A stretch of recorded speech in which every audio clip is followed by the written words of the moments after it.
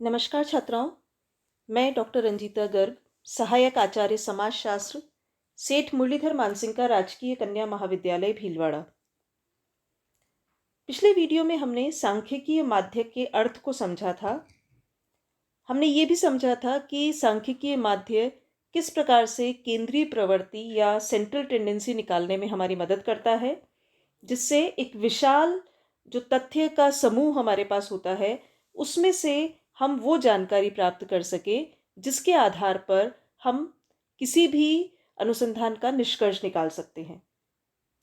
समांतर माध्य, माध्यिका और बहुलक, ये तीन प्रमुख ऐसे स्टैटिस्टिकल टूल्स हैं, सांख्यिकीय एवरेजेस हैं, जिनके माध्यम से हम समाजशास्त्र में अपने अनुसंधान के आधार पर निष्कर्ष निकालते हैं। समांतर माध्य, बहुलक या माध्यिका निकालने के फॉर्मूलाज हैं और उसके आधार पर हम कुछ ही जो भी मैथमेटिकल गणितीय तथ्य हमारे पास होंगे, गणनात्मक तथ्य होंगे, उनको कैलकुलेट कर सकते हैं। परंतु उन्हें समझने से पहले हमें ये जानना आवश्यक है कि इन जो पूरा प्रोसेस होता है, इसको करने के लिए किन किन टर्म्स का, किन किन शब्दों का इस्तेमाल किया जाता है और उनका क्या अर्थ होता है। अगर आप एक बार ये सारा डिटेल अच्छे से समझ लेंगे तो आपको किसी भी प्रकार का माध्य निकालने में परेशानी नहीं होगी। सबसे पहले हम बात करेंगे समंक या तथ्य, डेटा जिसे कहते हैं, वो क्या होता है। देखिए, समंक अगर हम सामान्य शब्दों में बात करें तो वो तथ्य है, वो जानकारी है जिसे कि हमने एक अनुसंधान के दौरान प्राप्त किया है। हॉरेस सेक्राइस्ट एक विद्वान है, वो कहते हैं, समंक से हमारा तात्पर्य तथ्यों के ऐसे समूहों से है जो अनेक कारणों से पर्याप्त सीमा तक प्रभावित होते हैं। यानी बहुत सारे कॉजेस जो हैं वो उनको प्रभावित करते हैं, जो संख्याओं में व्यक्त किए जाते हैं, एक यथोचित शुद्धता के आधार पर गणना एवं अनुमानित किए जाते हैं, किसी पूर्व निर्धारित उद्देश्य हेतु व्यवस्थित ढंग से संग्रहित किए जाते हैं और जिन्हें एक दूसरे से संबंधित रूप में प्रस्तुत किया जाता है। यानी कुल मिलाकर समंक के बारे में अगर हम कहें तो समंक तथ्यों के समूह हैं, संख्या के रूप में व्यक्त होते हैं, अनेक कारणों से पर्याप्त सीमा तक प्रभावित होते हैं, ये अनुमान द्वारा एकत्रित किए जाते हैं, गणना या अनुमान द्वारा।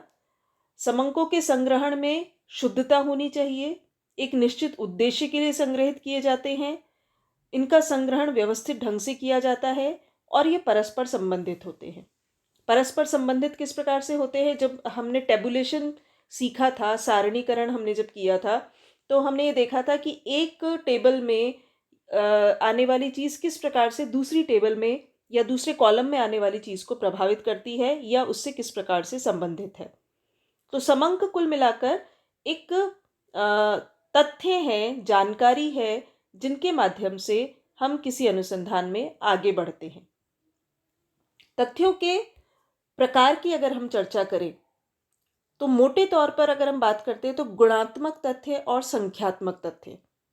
गुणात्मक तथ्य वो तथ्य जो कि गिने नहीं जा सकते, वो अपने कुछ लक्षणों के आधार पर प्रदर्शित किए जाते हैं और कुछ विशेषताओं की ओर हमारा ध्यान आकर्षित करते हैं। यानी सामाजिक जीवन में बहुत सारी ऐसी विलक्षणताएं होती है, ऐसी विशेषताएं होती है जिन्हें हम शब्दों में तो व्यक्त कर सकते हैं, परंतु नंबर्स में, अंकों में व्यक्त नहीं कर सकते। आप ये तो बता सकते हैं कि एक परिवार में कितने सदस्य हैं, परंतु वो सदस्य कितने खुश हैं, कितने दुखी हैं, उसकी परसेंटेज निकालना या उसको नंबर्स में व्यक्त करना, वो मुश्किल कार्य है। यद्यपि समाजशास्त्र में जो स्केलिंग का मेथड है उसमें ये चीज़ की जाती है, परंतु मोटे तौर पर गुणात्मक तथ्य जो है वो गणना योग्य या कैलकुलेटिव नहीं माने जाते। मैं एक चार्ट आपके सामने प्रस्तुत कर रही हूँ। ये सारे कॉन्सेप्ट अभी हम आगे समझेंगे। तथ्य या समंक जो है, जिसे हम डेटा कहते हैं, इसके दो प्रकार होते हैं, गुणात्मक तथ्य और संख्यात्मक तथ्य। गुणात्मक तथ्य यानी वो तथ्य जिनके बारे में हमने जानकारी प्राप्त की तो है, परंतु उसे हम नंबर्स में या संख्या में व्यक्त नहीं कर सकते। और दूसरे हैं संख्यात्मक तथ्य, यानी वो तथ्य जो कि हमारे पास नंबर्स में अवेलेबल है। एक क्लास में पढ़ने वाले बच्चों की संख्या, उन बच्चों की अलग अलग विषय में आए हुए नंबर्स, कितने कितने अंक उन्होंने प्राप्त किए हैं, एक राज्य की जनसंख्या, एक राज्य में वोटिंग परसेंटेज कितना रहा, ये सारी चीज़ें गिनने योग्य है। इन्हें हम गिन सकते हैं, काउंट कर सकते हैं और नंबर्स में व्यक्त कर सकते हैं। अब जो ये संख्यात्मक तथ्य हैं, इनके दो प्रकार होते हैं, वैयक्तिक तथ्य और सामूहिक तथ्य। वैयक्तिक तथ्य यानी जो जिस चीज़ की विशेषता है उसके सामने ही अगर व्यक्त की जाए उसे हम वैयक्तिक तथ्य कहते हैं। और सामूहिक तथ्य यानी नंबर अगर बहुत ज़्यादा हो तो उसे हमें दूसरे तरीके से व्यक्त करना पड़ता है। इसके बारे में हम अभी डिटेल में चर्चा करेंगे। सामूहिक तथ्य की दो श्रृंखलाएं होती है, खंडित और सतत। खंडित श्रृंखला अलग होती है, सतत अलग होती है। उसके बाद सतत श्रृंखला के भी दो प्रकार होते हैं, समावेशी और अपवर्जी। ये सारी जानकारी हम इस वीडियो में आगे चर्चा करने वाले हैं। यही वजह है कि मैं आपको पहले ये शब्दावली समझाना चाहती हूँ कि जो भी माध्य वगैरह हमें निकालने हैं उसमें किस किस प्रकार के वेरिएशंस होते हैं, कितनी अलग अलग प्रकार की उसमें शब्दावली का प्रयोग होता है। तथ्यों के प्रकार की अभी हमने बात की, गुणात्मक तथ्य और गणनात्मक तथ्य। ये आपको क्लियर हो गया होगा। गणनात्मक तथ्य दो प्रकार के हैं, वैयक्तिक तथ्य और सामूहिक तथ्य। वैयक्तिक तथ्य जो है वो जब किसी भी इकाई की जो विशेषता है, किसी भी इकाई का जो तथ्य है, जो जानकारी है, वो अगर हम ठीक उसके सामने ही प्रदर्शित करते हैं तो उसे हम वैयक्तिक तथ्य कहते हैं। यानी एक परिवार में 10 लोग हैं और उन 10 लोगों की आयु अगर हम नंबर 1 करके उसके सामने पहले व्यक्ति की आयु, दूसरे व्यक्ति की आयु, तीसरे व्यक्ति की आयु, यानी जो नंबर डला है उसके सामने ही उसकी विशेषता या उसका लक्षण या उसका तथ्य अगर स्पष्ट किया जाए तो उसे हम वैयक्तिक तथ्य कहते हैं। इस डायग्राम से आप इसे समझ सकते हैं।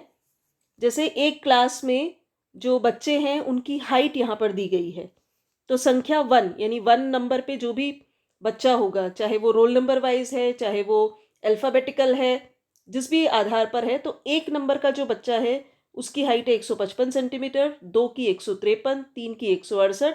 इस प्रकार से 10 बच्चे हैं और उनकी 10 की हाइट यहाँ पर दी गई है। इसे हम कहते हैं वैयक्तिक तथ्य, यानी जो जिसकी विशेषता है वो उसके सामने ही व्यक्त की जाती है। दूसरा है सामूहिक तथ्य। सामूहिक तथ्य में हम किसी चीज को तब व्यक्त करते हैं जबकि हमारे पास नंबर्स जो है वो बहुत ज्यादा है। सपोज यहाँ पर 1 से 10 बच्चे ना होकर 1 से 100 बच्चे होते या 1 से 200 बच्चे होते। अब 1 से 200 बच्चों की हाइट उनके सबके सामने लिखना, यानी इतनी आपकी एनर्जी वेस्ट होगी, इतने आपका पेपर वर्क होगा और उतना ही ज़्यादा कन्फ्यूजन होगा। ऐसे समय में क्या किया जाता है, सपोज इसमें सबसे कम हाइट है 153, तो 153 को हम इस तरफ लिखेंगे और 153 हाइट वाले नंबर कितने हैं, यानी 200 अगर बच्चे हैं तो 153 हाइट वाले बच्चे कितने हैं उसका नंबर हम सामने लिख देंगे।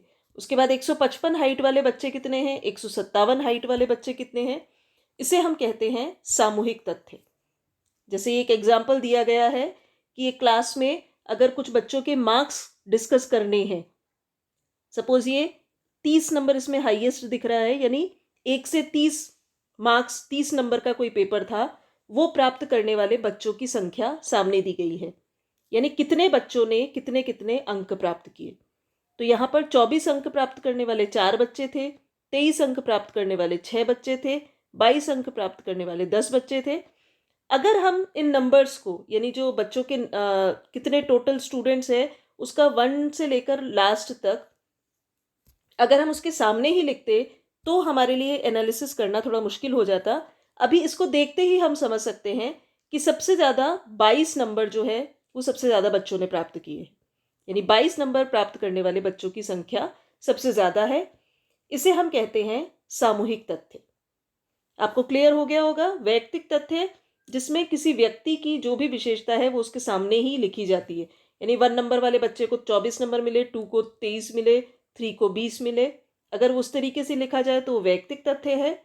और यदि हम उन्हें डिवाइड कर दे, यानी बांट ले कि एक पर्टिकुलर नंबर प्राप्त करने वाले लोगों की क्या संख्या है, यानी विशेषता जो है, लक्षण जो है, तथ्य जो है, उसके सामने उसका नंबर अगर लिख दिया जाए तो उसे हम सामूहिक तथ्य कहते हैं।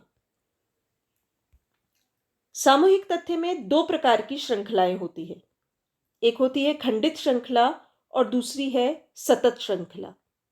खंडित श्रृंखला और सतत श्रृंखला यानी सामूहिक तथ्य को व्यक्त करने के दो तरीके होते हैं। अभी हमने बात की अगर नंबर ऑफ कैंडिडेट्स ज़्यादा है, नंबर ऑफ कैंडिडेट्स अगर ज़्यादा है तो हम विशेषता के सामने उसका नंबर लिख देते हैं। ये जो श्रृंखला है इसे हम खंडित श्रृंखला कहते हैं।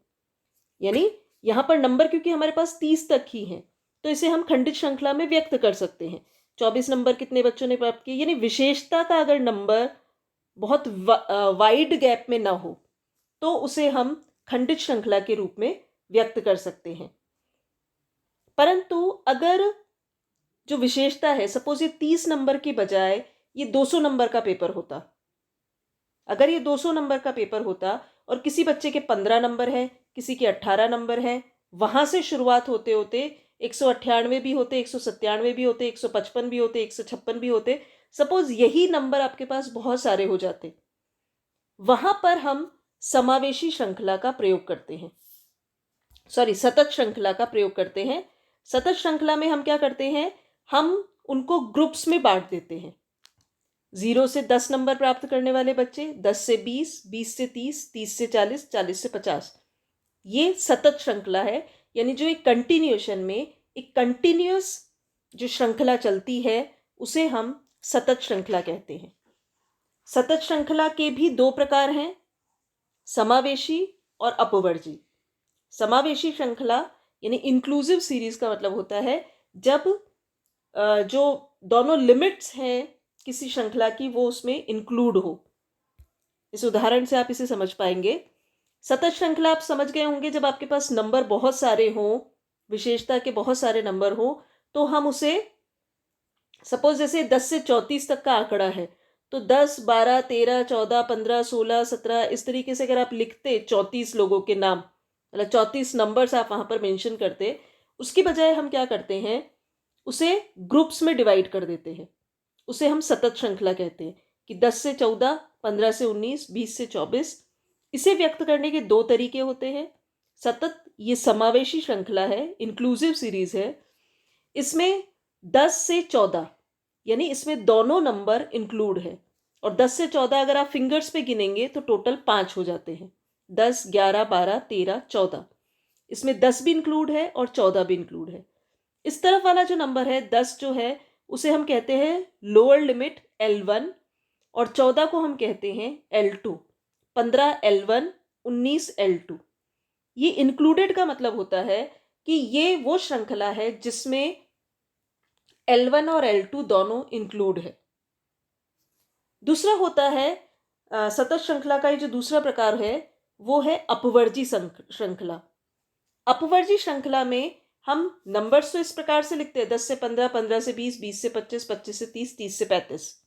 ये वही चीज है जो कि पिछले वाले में थी, 10 से 14, 15 से 19, 20 से 24। परंतु यहां पर अंतर यह है कि इसमें लोअर लिमिट अपर लिमिट जो है वो एक्सक्लूड यहां पर है और यहां पर इंक्लूड है।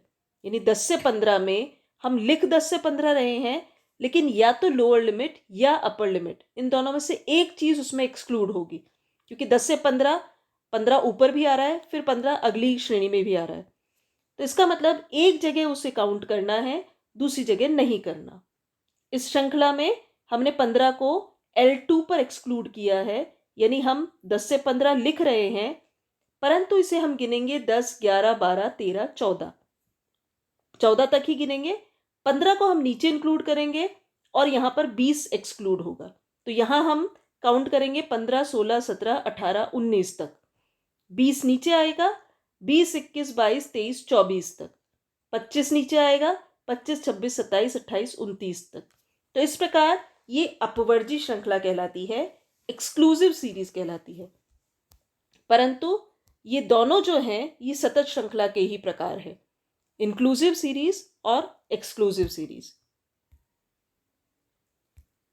इतना मेरे ख्याल से आपको समझ में आया होगा। आप इस वीडियो को दोबारा देखिएगा। आप चाहें तो बीच बीच में स्क्रीनशॉट लेकर इसे और अच्छे से समझ सकते हैं। मैं एक बार फिर से आपके साथ वही चार्ट शेयर कर रही हूँ। तथ्य की हमने बात की, दो प्रकार हैं, गुणात्मक और गणनात्मक या संख्यात्मक। गुणात्मक तथ्य जिन्हें हम कैलकुलेट नहीं कर सकते, काउंट नहीं कर सकते, जो भावनाओं पर, इमोशंस पर आधारित होते हैं, जिन्हें गिना नहीं जा सकता। तो ये जो सांख्यिकीय माध्य है उसमें हमारे काम के बिल्कुल नहीं होते। उसके बाद है संख्यात्मक तथ्य। तो संख्यात्मक तथ्य के दो प्रकार हैं, वैयक्तिक तथ्य और सामूहिक तथ्य। वैयक्तिक तथ्य जिसमें हम जो नंबर लिखते हैं उसके सामने ही उसकी विशेषता व्यक्त करते हैं, यानी 1 से 10 तक अगर लोग हैं तो उनका जो भी तथ्य हमने निकाला है वो उसके सामने ही अगर व्यक्त किया जाए, उसे हम वैयक्तिक तथ्य कहते हैं। सामूहिक तथ्य यानी जब नंबर ऑफ कैंडिडेट्स बहुत ज़्यादा हों, जिन्हें आप एक एक नंबर को सामने नहीं लिख सकते, तो हम उनकी जो विशेषता है उसके आधार पर उनकी ग्रुपिंग कर देते हैं कि 40 नंबर प्राप्त करने वाले विद्यार्थियों की इतनी संख्या है, 42 नंबर प्राप्त करने वाले विद्यार्थियों की इतनी संख्या है। उसे हम सामूहिक तथ्य कहते हैं। सामूहिक तथ्य में जो अभी मैंने आपको कहा कि 40 अंक प्राप्त करने वाले बच्चों की इतनी संख्या है, अगर सपोज ये 10 तक ही अंक हो, अंक 10 ही हैं और छात्रों की संख्या 200 है, तो हम 1 से 10 तक सारे नंबर लिख सकते हैं। 1 नंबर प्राप्त करने वाले बच्चे 0 से भी स्टार्ट कर सकते हैं, 0 नंबर प्राप्त करने वाले, 1 नंबर प्राप्त करने वाले, 2 नंबर प्राप्त करने वाले। इस तरीके से हम 200 बच्चों को अगर के नंबर अगर हम प्रस्तुत करते हैं तो वो खंडित श्रृंखला है। सपोज नंबर भी ज़्यादा है और बच्चे भी ज़्यादा है तो हम सतत श्रृंखला का प्रयोग करते हैं। नंबर 10 में से मार्क्स नहीं मिले, 100 तक मार्क्स मिले हैं, तो उन्हें हम 0 से 10, 10 से 20, 20 से 30, 30 से 40 इस प्रकार के 10 ग्रुप्स में बांट देंगे। और उसके बीच में जितने भी नंबर्स आते हैं, यानी किसी बच्चे को 7 नंबर मिले हैं या 8 मिले हैं या 9 मिले हैं, वो सब 0 से 10 वाले ग्रुप में आएंगे। वो सतत श्रृंखला कहलाती है। सतत श्रृंखला के दो प्रकार हैं, समावेशी और अपवर्जी। समावेशी श्रृंखला में हम वो नंबर इंक्लूड करते हैं। यहाँ पर आप ग्रुप बनाएंगे या तो 0 से 9 या 1 से 10, 11 से 20, 21 से 30। वो समावेशी श्रृंखला है जिसमें लिमिट 1 और अपर लिमिट और लोअर लिमिट दोनों शामिल होती है। और अपवर्जी श्रृंखला में अगर हम 0 से 10, 10 से 20, 20 से 30 लिख रहे हैं, तो उसमें अगर 20 को आप इधर काउंट कर रहे हैं तो दूसरे वाले ग्रुप में 20 काउंट नहीं होगा, वो 21 से 30 में माना जाएगा। तो ये कुछ महत्वपूर्ण शब्द हैं, कुछ महत्वपूर्ण चीज़ें हैं सांख्यिकीय दृष्टि से समझने की, क्योंकि जब आप समांतर माध्य निकालेंगे या आप माध्यिका निकालेंगे तो आपको इसी तरीके का डिस्क्रिप्शन दिया जाएगा कि सतत श्रृंखला में जो समावेशी श्रृंखला है उसमें ये किस प्रकार से निकलेगा वो बताइए, या वैयक्तिक तथ्य का समांतर माध्य निकालिए। तो ये जानकारी आपके पास होनी ज़रूरी है। कुछ और भी महत्वपूर्ण शब्द हैं जिनके बारे में हम अगले वीडियो में चर्चा करेंगे। धन्यवाद।